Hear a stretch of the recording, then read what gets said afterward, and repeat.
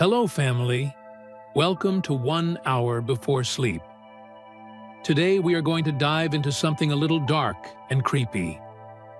A time of plague, punishment, and poverty. A time where life hung by the thinnest thread, where disease could wipe out entire villages in weeks, and where justice was swift, brutal, and often deeply unfair. A time when most people never traveled more than 10 miles from where they were born, when bathing was considered dangerous, and when the average person's life was short, harsh, and filled with unimaginable hardship. We are diving into what life was really like during the Middle Ages. Forget about the romantic castles and noble knights that Hollywood sold you. The truth is, you'd probably not last a single day. Like and comment where you are listening from if you like what we are doing. We would be happy to know where our viewers are watching us from. Before you get too comfortable, dim your light, turn on the fan, because you are about to go into a deep sleep. You've just woken up in the year 1348. Before I go further, do you know that medieval books were so rare and expensive that some monasteries chained them to tables so no one could steal them? A single illuminated manuscript could take years to produce, with monks painstakingly copying every word by hand and decorating pages with gold leaf and precious pigments. These books were worth more than most people would earn in their entire lifetime. The chains weren't just precautions, they were necessities. In a world where knowledge was power and literacy was rare, a stolen book was a devastating loss. Libraries were treasures, and the written word was something sacred, something dangerous, something that could change the course of history in the wrong hands. But you won't be seeing any books today. You can't read. Almost nobody you know can read. That's a skill reserved for priests, monks, and the nobility. You're a peasant, and your life is about survival, not learning. The first thing you notice when you wake in the year 1348 is the cold. It seeps through the thin layer of straw you sleep on, rising up from the dirt floor beneath. Your entire family sleeps in this one room. Your parents, your 3 younger siblings, and you. There are no separate bedrooms, no privacy. Everyone shares this space with the chickens that roost in the corner, and the pig that's been brought inside to keep it from freezing or being stolen. The smell is overwhelming. Unwashed bodies, animal waste, smoke from the fire that never quite goes out. The sour smell of old straw and damp earth. You've lived with this smell your entire life, so you barely notice it anymore. But if someone from the future could step into this room, they'd be driven back by the stench within seconds. You sit up slowly, your body aching. You're only 16 years old, but your back already hurts most mornings. Years of bending in the fields, of carrying heavy loads, of sleeping on the ground. It takes its toll. Your hands are calloused and scarred, your fingers permanently bent from the endless work. You have a persistent cough that's been with you for months now, and your teeth, the ones you have left, ache constantly. Your mother is already awake, crouched by the small fire, trying to coax it back to life. She looks old, though she's barely 35. Her face is lined and weathered, her hair thin, her body bent. She's had 8 children, though only 4 of you survived past infancy. Childbirth is dangerous, and every pregnancy could be her last. Up, she says, not unkindly, but without warmth. There's no time for warmth. There's work to do. There's always work to do. You pull on your clothes, the same clothes you've worn for months. You have only one set. They're made of rough, scratchy wool that's been mended and patched so many times it's hard to tell what the original garment looked like. They smell of sweat and smoke and dirt, but everyone's clothes smell like this. There's no point in washing them. Water is for drinking and cooking, not for cleaning clothes that will just get dirty again immediately. Your father and older brother are already outside, and you follow them out into the gray morning. The sun is just beginning to rise, but there's no beauty in it. The sky is a dull, overcast gray that promises rain. Rain means mud, and mud makes everything harder. Your family's home, if you can call it that, is a tiny one-room structure made of wattle and daub. The walls are woven sticks, plastered with mud, straw, and animal dung. The roof is thatch that leaks when it rains heavily. There's one small window, but no glass is for the wealthy. The opening is covered with a piece of oiled cloth that you can roll up during the day if you want light, but you usually keep it closed to keep out the cold. Around you, the village is waking. Smoke rises from other cottages just like yours. You can hear coughing from several directions, deep, wet coughs that speak of illness. The Black Death has been sweeping through Europe, and though it hasn't reached your village yet, you've heard the stories. Entire towns emptied, bodies piled in the streets, people dying so fast there's no one left to bury them. You try not to think about it. Your father leads you to the fields. He walks with a limp, an old injury from years ago that never healed properly. There were no doctors to see, no medicine to take. You either healed on your own or you didn't. He was lucky. Many people with similar injuries died of infection.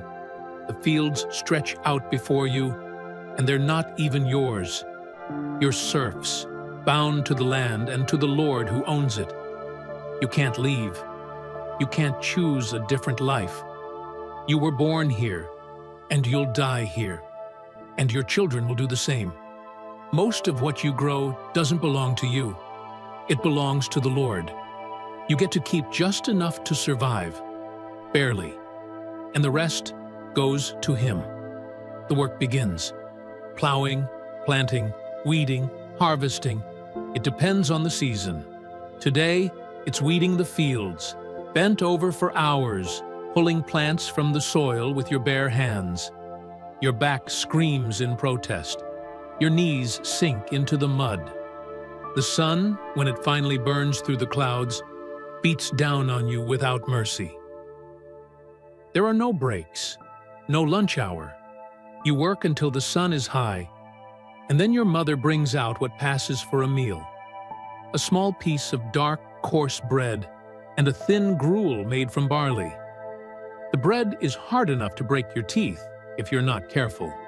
It's mixed with sawdust and other fillers to make the grain stretch further. It tastes of nothing, or worse than nothing. You eat it anyway. You're always hungry.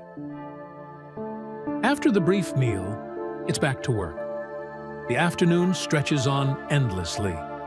Your younger brother, who's only 7, works beside you. He should be playing, learning, being a child. Instead, he's bent over just like you, his small hands raw and bleeding from pulling at weeds and rocks. No one comments on this. This is normal. This is life. As the sun begins to sink, you finally trudge back toward the village. You're exhausted, but the day isn't over. There's still water to fetch from the well, animals to feed, repairs to make on the cottage. Your mother needs help preparing the evening meal, which will be much like the morning meal. Bread and gruel, maybe with an onion if you're lucky. As you approach the village center, you notice a crowd gathering. Your stomach tightens with dread. A crowd means something has happened. and things that draw crowds are rarely good. You push through to see what's happening, and your heart sinks.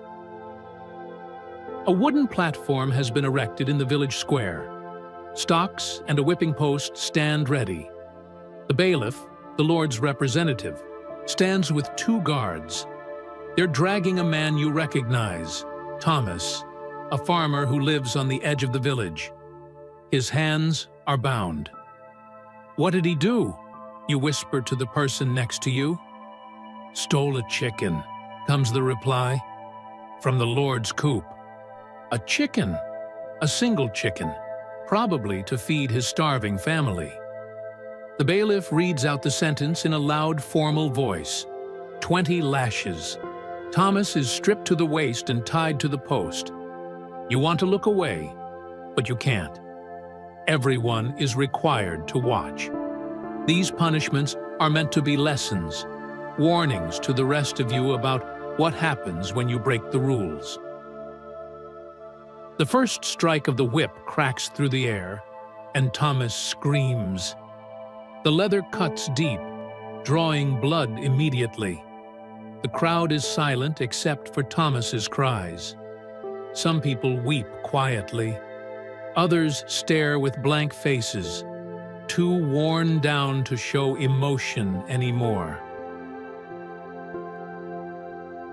By the 10th lash, Thomas has stopped screaming. He's barely conscious, hanging limply from the ropes that bind him. Blood runs down his back in streams, soaking into his torn flesh. By the 20th, you're not sure if he's still alive. When it's over, they cut him down and drag him away. His family, his wife and 3 children, rush forward to collect him. His wife is sobbing, but trying to be quiet about it. Drawing attention to yourself is never wise.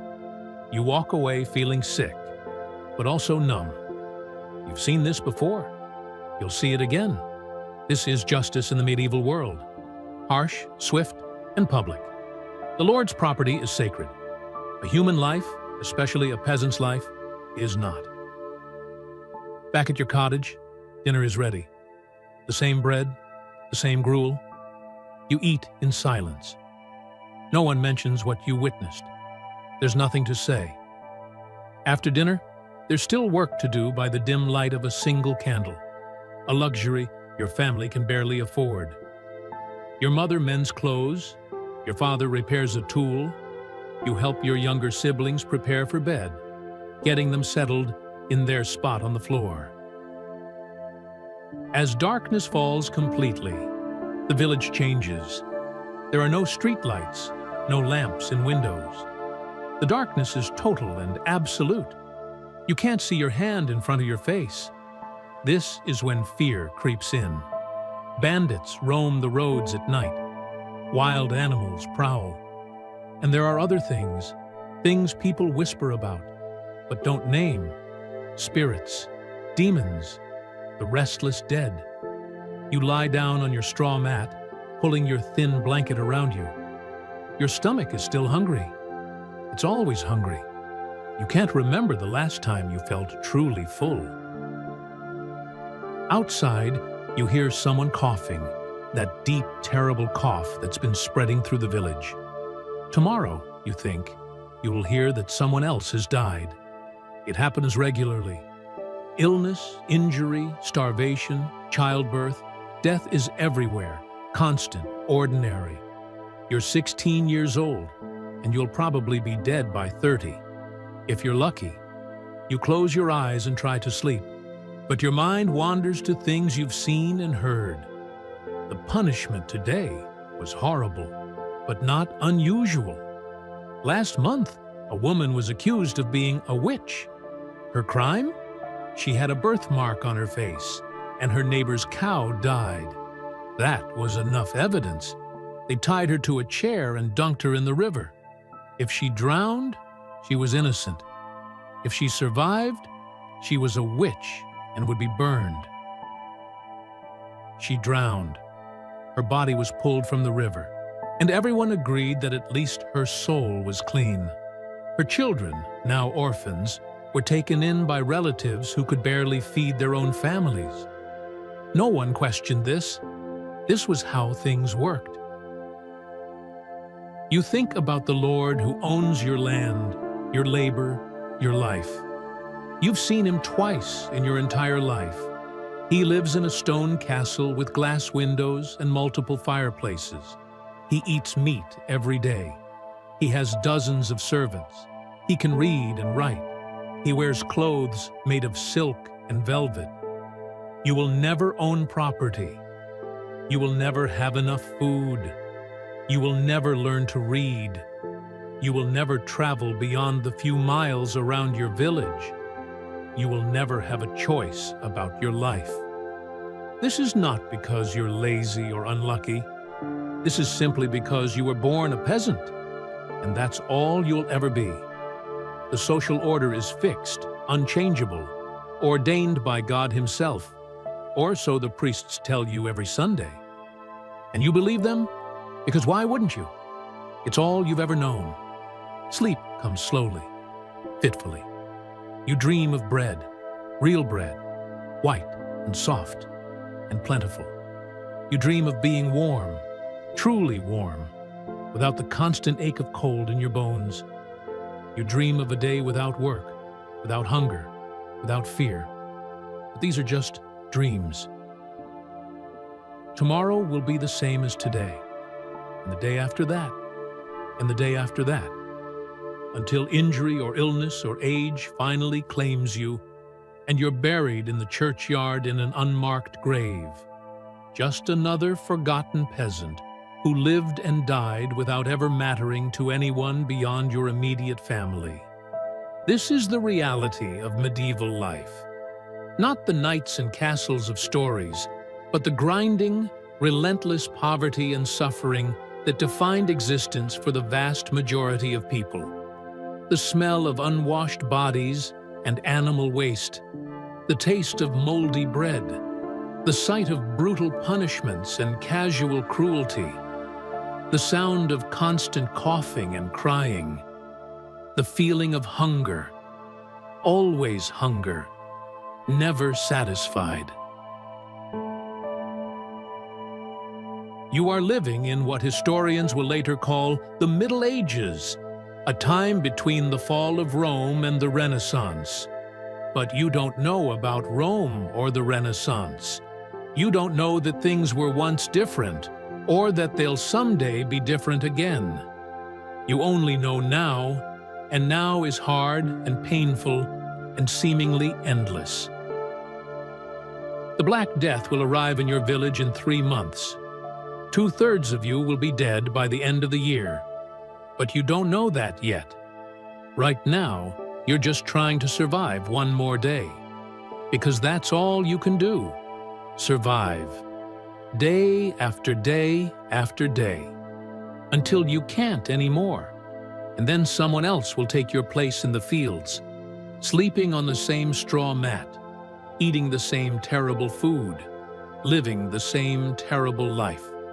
The cycle will continue, generation after generation, because this is how the world works. This is what it meant to live in medieval times. Not an adventure, not a romance, just suffering, survival, and an early death. Welcome to the Middle Ages. You probably wouldn't last a day, but these people did. They endured what seems unendurable. They survived what seems unsurvivable. They lived and loved and hoped, even in the darkest of times. And eventually, slowly, painfully, the world changed. It got better. Not perfect, never perfect, but better. But for you, in 1348, lying on your straw mat in your tiny cottage, listening to your family breathe in the darkness, that change is still centuries away. For now, there's only tonight, and tomorrow. And the hope that maybe, just maybe, tomorrow will be a little easier than today. Though it probably won't be. Sleep comes at last. And for a few hours, in your dreams, you're free. Are you still with us? Are you comfortable? Good, because the night is still young, and the shadows of the medieval world run deeper than what you've seen so far. Let me tell you another story. A story of a girl who lived in a small village not far from where you woke up this morning. Her name was Eleanor, and she was only 14 years old when her life changed forever. This is the story of how she was accused of witchcraft, and what that accusation truly meant in a world governed by fear and superstition. Eleanor lived with her mother in a cottage even smaller than yours. Her father had died 3 years earlier from a fever that burned through him in 4 days. No one could help him. No one understood what was wrong. He simply burned and burned until there was nothing left but a corpse. After his death, Eleanor and her mother struggled even more than before. 2 women alone, with no man to work the fields, were vulnerable in every way. They relied on the charity of neighbors, on the small amount they could grow in their garden, on the few chickens they kept. Eleanor was different from the other girls in the village, and that difference would cost her everything. She was clever. Too clever, some whispered. She could predict when it would rain by watching the sky and the behavior of animals. She knew which herbs could soothe a fever or calm an upset stomach. Her mother had taught her these things, knowledge passed down from grandmother to mother to daughter for generations. But knowledge in a woman was dangerous. She was also beautiful, with long dark hair and unusual green eyes. In a world where most people looked worn and weathered by the age of 20, Eleanor's youth and beauty stood out. And things that stand out draw attention. Not always the good kind. It started small, as these things always do. Old Margaret, who lived 3 cottages down, had a cow that stopped giving milk. This was a disaster for old Margaret. That cow was her livelihood, her survival. Without the milk, without the cheese she could make and sell, she would starve. Margaret remembered that Eleanor had walked past her cottage the day before the milk dried up. She remembered that Eleanor had stopped to look at the cow. Just looked. Nothing more. But in Margaret's mind, twisted by desperation and fear, that look became a curse. The girl's eyes are strange, Margaret told anyone who would listen. Green like a cat's.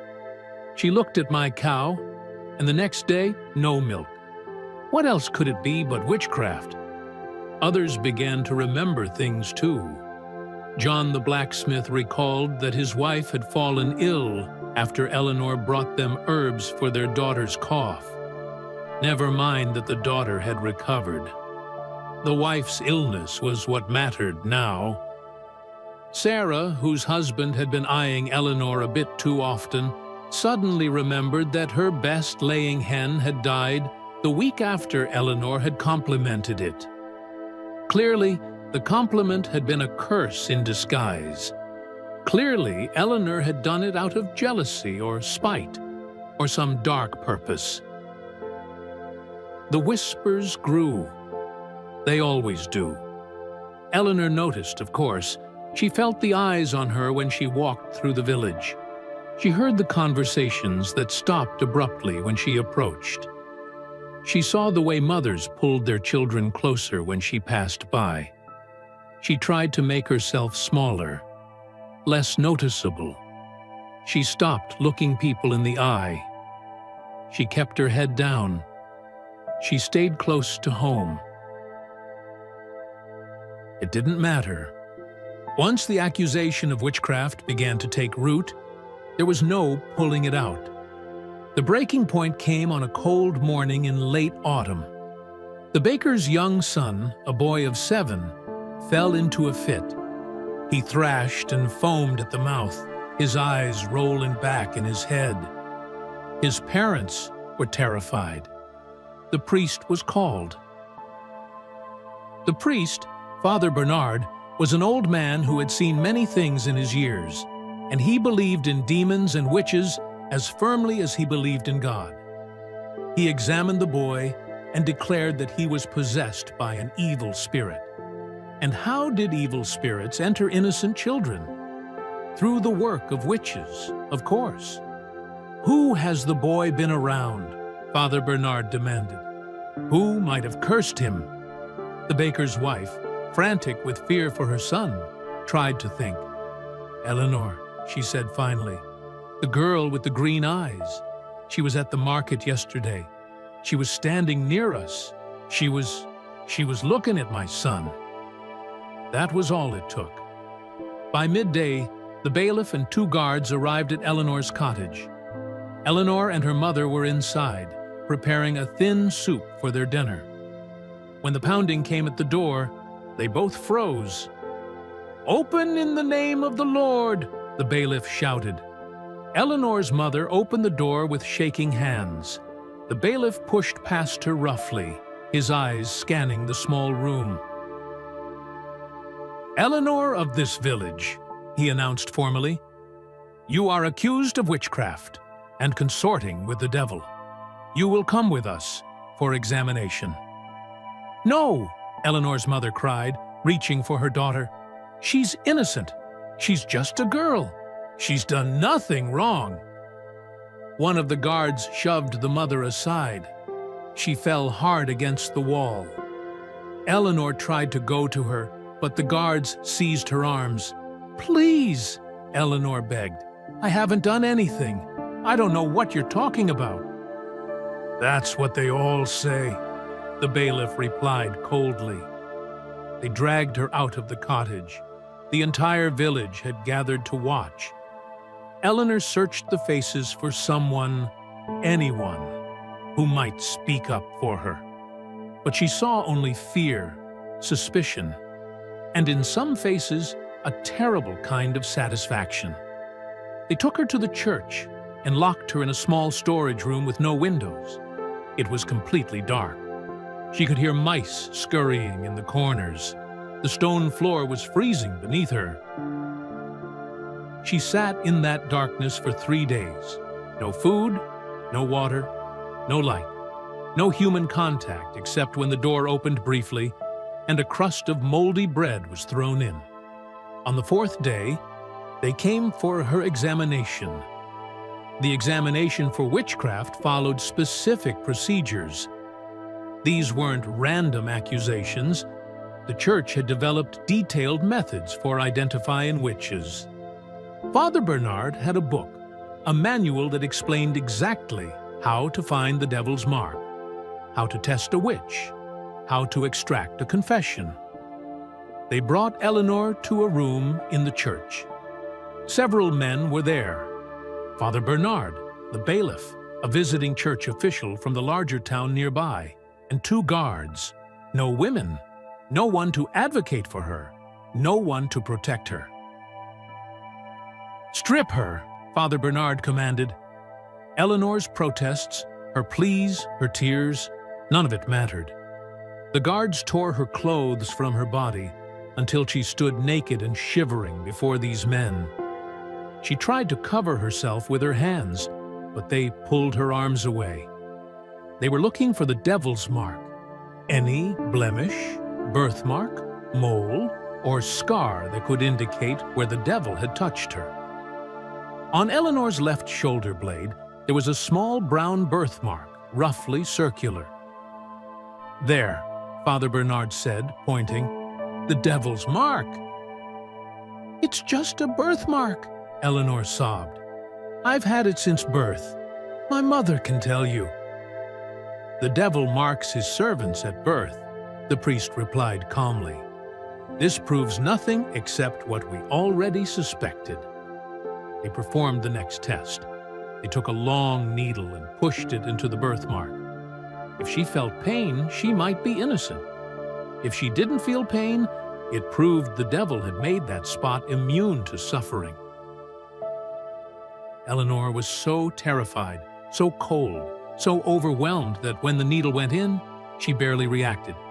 She felt it, but the sensation was distant, dulled by shock. "She doesn't feel pain," the church official observed. "The mark is insensate. This is confirmation." "I felt it," Eleanor cried. "I felt it. Please, I felt it." They didn't believe her, or perhaps they didn't care. The examination continued. They asked her questions, dozens of questions. Had she consorted with the devil? Had she attended Sabbaths? Had she cursed her neighbors? Had she flown through the night on a broomstick? Had she transformed into an animal? Had she cast spells? To every question, Eleanor answered no. She denied everything. She swore on the Bible, on the cross, on everything holy, that she was innocent. But denial, in their eyes, was just proof of the devil's influence. A true servant of Satan would never admit their crimes. They asked about her knowledge of herbs. She explained that her mother had taught her, that it was just folk wisdom, things every woman in the village knew. Folk wisdom, Father Bernard repeated. Or dark arts taught by demons? They asked about her green eyes. She said she was born with them, that they came from her grandmother. Or perhaps, the visiting official suggested, they came from a demonic ancestor. Cat's eyes in a human face. Unnatural. Everything she said was twisted, reinterpreted, used against her. There was no defense. There was no argument she could make. The conclusion had been reached before the examination even began. Finally, they decided she would face the water ordeal. The next morning, the entire village was assembled at the river. A chair had been prepared, a special chair with ropes attached. Eleanor would be bound to this chair and thrown into the river. The logic was simple and terrible. If she sank, she was innocent, and God would receive her soul. If she floated, the water, pure and holy, was rejecting her because she was a witch, and she would be pulled out and burned alive.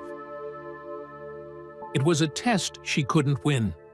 Eleanor's mother was there, held back by neighbors as she screamed and wept. "Please, she's my only child. She's innocent. Please don't do this."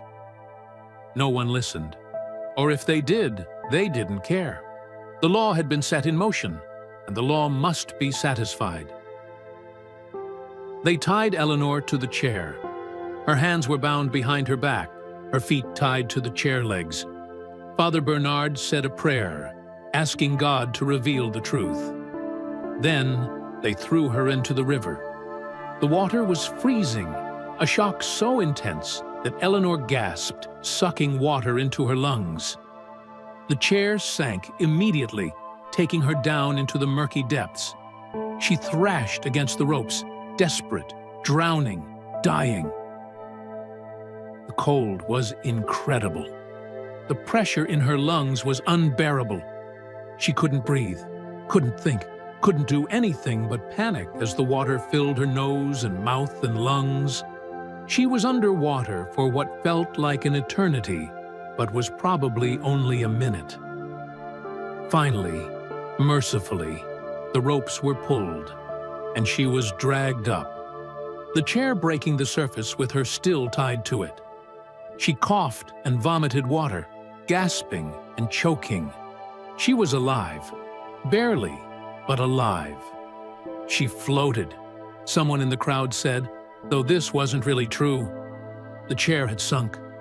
They had pulled her up, but the narrative was already being written. She had floated. The water had rejected her. She was a witch. "Burn her," Father Bernard proclaimed. "Let the fire purify her soul." They dragged Eleanor, still coughing up river water, to the village square. A stake had already been prepared. Firewood was piled around its base. They had been confident of the outcome.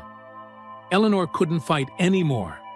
She was too weak, too cold, too broken. They untied her from the chair only to tie her to the stake. The rope bit into her skin, holding her upright even though her legs could barely support her. The crowd watched. Some people looked away.